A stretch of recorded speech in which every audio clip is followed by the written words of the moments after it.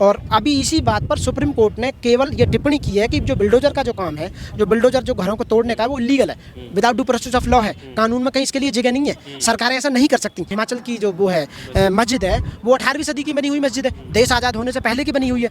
आज आपको कैसे पता लगा कि इसको हम तोड़ दें, तो वो इलीगल है। इसका मतलब है कि कहीं ना कहीं आपकी जो मेंटेलिटी है वो गलत है, और मुसलमानों के खिलाफ आप जो ये गलत काम जो कर रहे हैं, ये सुप्रीम कोर्ट की टिप्पणी के बाद में जो इस तरह का काम किया जा रहा है, सरासर इलीगल है। अब तक तो नौबत जो थी वो घरों तक थी, कि मात्र घरों को तोड़ने का काम कर रहे थे, या तो मुस्लिम का घर होता था या दलितों का घर होता था, उनके घरों को तोड़ने का काम किया जाता। लेकिन अब तो नौबत धार्मिक स्थलों को भी ढाने की आ चुकी है। उसका प्रोपेगेंडा ये है कि बीजेपी अपने वोट बैंक को बचाए रखने के लिए मुसलमानों को ये दिखाना चाहती है कि मुसलमानों को हम दबाने का काम कर रहे हैं, मुसलमानों को देश से भगाने का काम कर रहे हैं। अरे 30 से 35 करोड़ मुसलमान है देश के अंदर, तुम कैसा भगा सकते हो? तुम्हारे तो बाप के भी पावर नहीं है जो तुम उसे भगा दोगे। देश को आज़ाद कराने में मुस्लिमों का योगदान नहीं था। किसी भी बात को सही या गलत साबित करना या जजमेंट देना वो सरकारों का काम है, मतलब उसका सुप्रीम कोर्ट का काम है, कोर्ट का काम है। तो यदि सरकारें ही सब कुछ करेंगी तो कोर्ट किस लिए बैठा रखें, वकील किस लिए बैठे? फिर तो सरकारें ये बंद कर दें। देश भर में नफरत की जो राजनीति है वो हावी होती चली जा रही है। बुलडोज़र घरों से शुरू होकर अब धार्मिक स्थलों की तरफ भी बढ़ने लगा है, और ये कोई पहला मामला नहीं है। तमाम इस तरह के देश भर से मामले आए हैं। अभी ताज़ा मामला हिमाचल के शिमला में है, जब एक भीड़ सड़क पर बैठी है और रोज़गार या किसी और की तलाश में नहीं, बल्कि इस आरोप में कि जो मस्जिद है वो अवैध है और उसको गिरा देना चाहिए।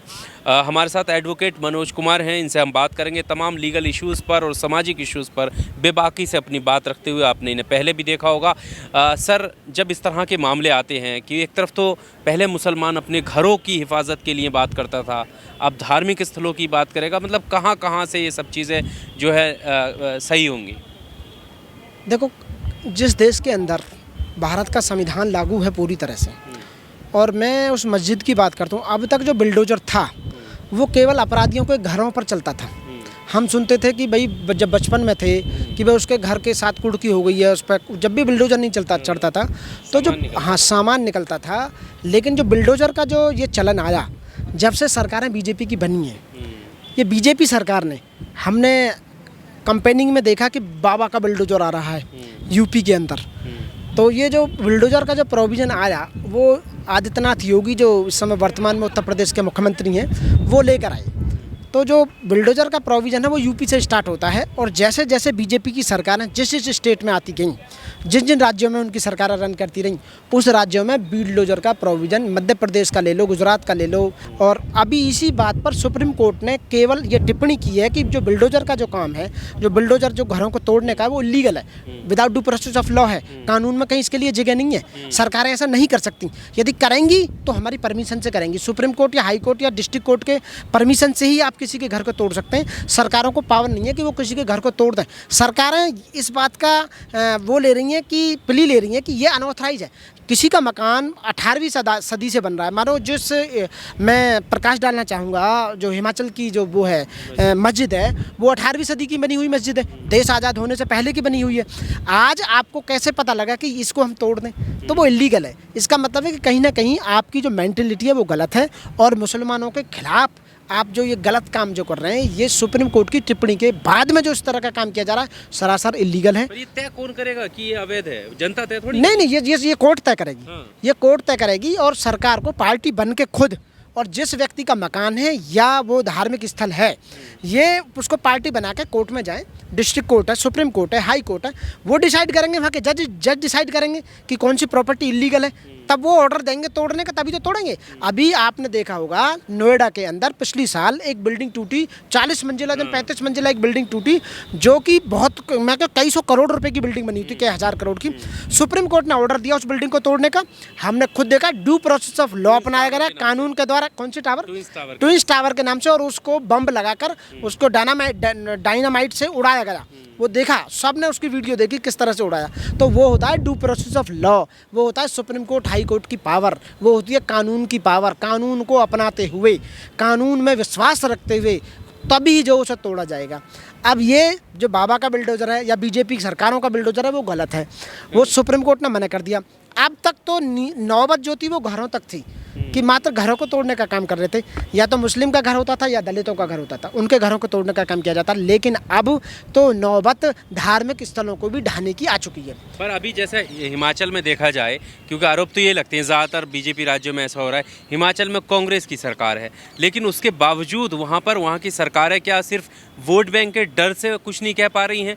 क्योंकि अगर सरकार चाहे जो गलत तरीके से वहाँ ये सिर्फ यही नारे नहीं लग रहे हैं कि मस्जिद को गिराओ, मुस्लिम विरोधी नारे लग रहे हैं, मुल्ले उल्ले नहीं चलेंगे और यहाँ से इन्हें भगाओ, इस तरीके के नारे लग रहे हैं वहाँ पर। बिल्कुल नारे लग रहे हैं। मैं उसका एक प्रोपेगेंडा है, उसका प्रोपेगेंडा ये है कि बीजेपी अपने वोट बैंक को बचाए रखने के लिए मुसलमानों को ये दिखाना चाहती है कि मुसलमानों को हम दबाने का काम कर रहे हैं, मुसलमानों को देश से भगाने का काम कर रहे हैं। अरे 30 से 35 करोड़ मुसलमान हैं देश के अंदर, तुम कैसा भगा सकते हो? तुम्हारे तो बाप के मित पावर नहीं है जो तुम उसे भगा दोगे। देश को आज़ाद कराने में मुस्लिमों का योगदान नहीं था, सबका योगदान था। लेकिन मैं कहना चाहूँगा कि धार्मिक स्थलों को निशाना बनाया जाना ये कहाँ तक वैध है?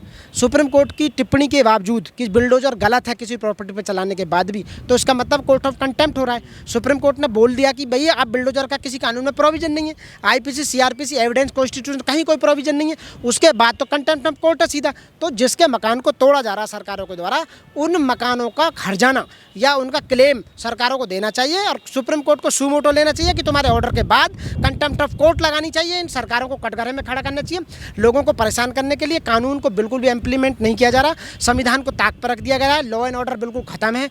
उसके बाद भी सरकारें जानबूझकर एक काम कर रही हैं। अभी ये मामला जो हुआ था ये मध्य प्रदेश में हुआ था, मध्य प्रदेश के बाद अब गुजरात में हो, गुजरात के बाद में अब हिमाचल प्रदेश में हुआ। केवल वोट बैंक को बचाए रखने के लिए।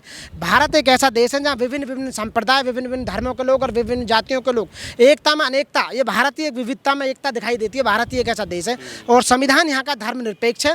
सरकारें सीधे सीधे कहते हैं, भारत का संविधान सीधे कहता है कि भारत का संविधान धर्मनिरपेक्ष है। कोई भी सरकार, कोई भी सेंट्रल गवर्नमेंट या कोई भी स्टेट गवर्नमेंट किसी भी धर्म को प्रमोट नहीं करेगी, किसी भी धर्म को बढ़ावा नहीं देगी, क्योंकि यहाँ सभी लोग, सबको समान राइट्स हैं और भारत का जो संविधान है वो सबको समानता का अधिकार देता है। तो जो सरकारें कर रही हैं कि बाबा का बिल्डोजर जो ढाने का काम कर रहा है वो इलीगल है, सरासर without of due process of law है। इलीगल है तो कोई भी एक ऐसा फैसला नहीं आ सकता कि सरकारों को डर लगे कि नहीं हमारे ऊपर कोर्ट बैठी है, अगर हम कुछ करेंगे तो हमें पकड़ लिया जाएगा।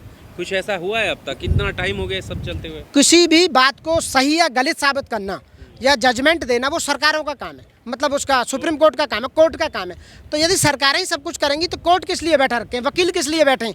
फिर तो सरकारें ये बंद कर दें। को डर क्यों नहीं है कि अगर वो गलत कर रहे हैं, जैसा कि आप कह रहे हैं कि ये ड्यू प्रोसेस ऑफ लॉ नहीं है, उन्हें भी तो पता होगा ना कि हम पकड़े जा सकते हैं। मैं जिनके भी मकान टूटे हैं या जो भी धार्मिक हमारे जो संस्थान हैं वो तोड़े जा रहे हैं, मैं उनसे रिक्वेस्ट करूंगा कि आप सुप्रीम कोर्ट की जो टिप्पणी है जजमेंटों को लेकर उसको वो फाइल करें, उनके खिलाफ में कंटेम्प्ट फाइल करें और क्लेम फाइल करें।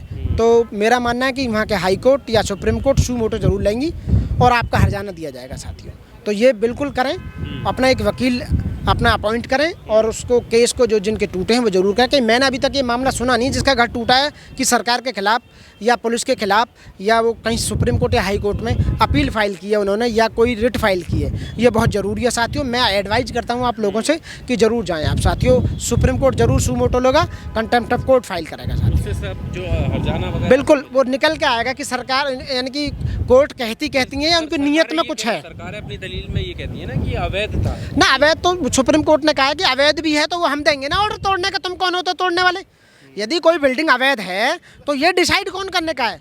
किसको पावर है डिसाइड? कोर्ट को पावर है डिसाइड करने की ये बिल्डिंग अवैध है, ये व्यक्ति अवैध है, ये संस्थान अवैध है, ये धार्मिक इंस्टीट्यूशन अवैध है, तो उसे तभी तो तोड़ा जाएगा। ये अभी रिसेंटली मैंने उदाहरण दिया है कि लास्ट ईयर नोएडा में एक बिल्डिंग ढाई गई सुप्रीम कोर्ट के आदेश के द्वारा। वो 40 मंजिला बिल्डिंग थी, कई हजार करोड़ रुपए उसमें लगा हुआ था, वो भी तो डाली गई है ना, वो भी ढाई गई है ना। वो डू प्रोसेस यदि अवैध है 20 साल से 18वीं सदी में बनी हुई कोई बिल्डिंग है और वो आज तुम्हें अवैध लग रही है, तो अवैध भी घोषित करने का काम किसका है? ये है कोर्ट का, न्यायालय का। ये न्यायालय करेगा काम जो भी है। तो साथियों मैं कहूँगा कि इसके खिलाफ में आपको कोर्ट आना चाहिए साथियों। जय भीम, जय भारत, नमो बुद्धाय।